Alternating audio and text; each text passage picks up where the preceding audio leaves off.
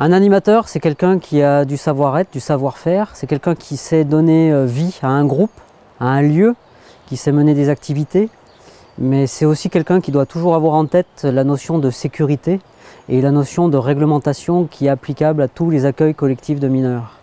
Il doit connaître les taux d'encadrement, donc un animateur pour 8 enfants en dessous de 6 ans et un animateur pour 12 enfants pour les plus de 6 ans.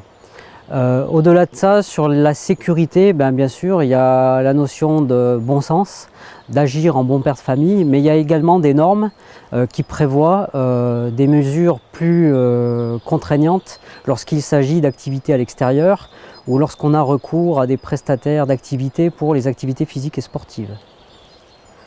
Lorsqu'un incident ou un accident survient en colonie de vacances ou dans un accueil de loisirs, bien sûr, il convient de contacter immédiatement les services d'urgence, la police ou la gendarmerie, les pompiers, mais il est également obligatoire de contacter le service jeunesse et sport de la DDCSPP, la Direction départementale de la cohésion sociale et de la protection des populations, afin de signaler l'événement.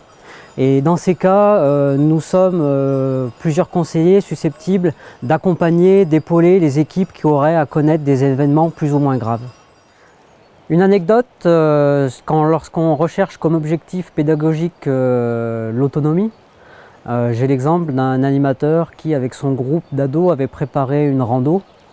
L'animateur avait bien sûr des marcheurs qui étaient sur un rythme accéléré et des plus lents. Et il a proposé à ceux qui avaient un bon rythme de partir avec une carte et de partir devant. Et bien sûr, sur la carte, il avait coché un endroit, une intersection de chemin pour se rejoindre.